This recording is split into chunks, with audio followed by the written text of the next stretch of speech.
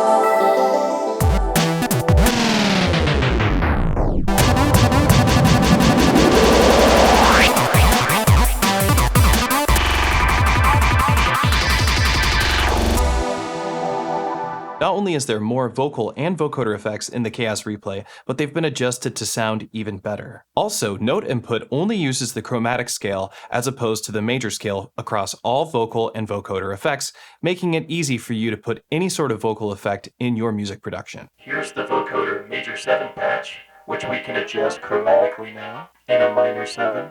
Pitch correction and formant modulation. And of course, there's a bunch of fun synthesizer effects. I only showed off some of the effects. There's a total of 209 now available. Now let's take a look at some of the workflow enhancements and new features. One of the workflow improvements is that you now have information displayed about the selected pad right on the KAOSS Replay without having to go into the trigger pad edit menu. You can see right here in this small box, it says E06120. That's the bank, the pad number, and the volume for the pad. And now I can select pads and adjust their volume directly without having to go into the trigger pad edit as well. If I move my cursor over, push down, I'm able to adjust the pad volume.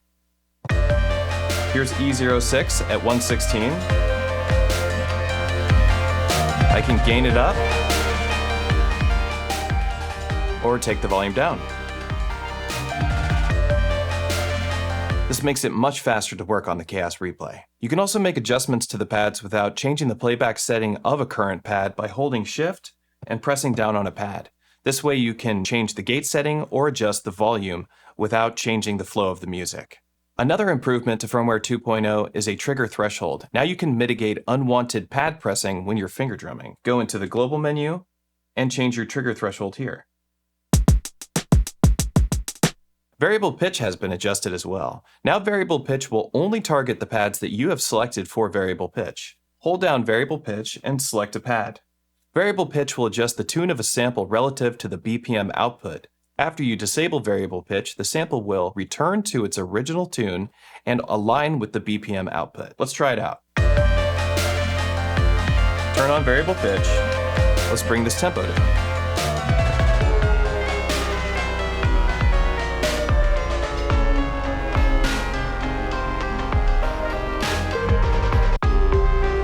As you can see, only that sample has been adjusted by the variable pitch. Now when I release variable pitch, the sample will return to its original tune and sync back up with our BPM output.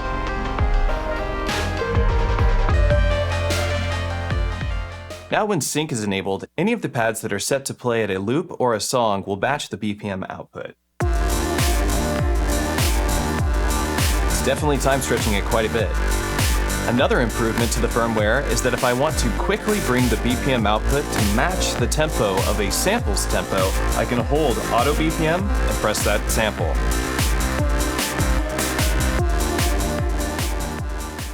Another workflow improvement. Now when we press the trigger pad edit key, it will take us to the last pad that we used. Last pad we used was this one here. So I'll press the trigger pad edit, and it will bring me into that menu. One of my favorite new features is that we can now pre-assign pads to groups. This is very useful for doing things like DJ transition tricks. Hold down the group button and select pads you want to assign to a group. Quantize resolution and time signatures have been expanded. Go into your global menu to find this. Select quantize resolution to see all the options we now have. Below that, our time signatures have now also been improved as well, giving us many more options for time signatures. If you want to quickly adjust your output BPM to your sample's target BPM, you can hold Auto BPM and select a sample. We're now able to reverse, change the pitch, or normalize our samples. Hold Shift and press Trigger Pad Edit to go into your utility menu. Select Copy, select a source. I want to reverse this sample. I want the destination to be a new pad. And the function I choose is reverse.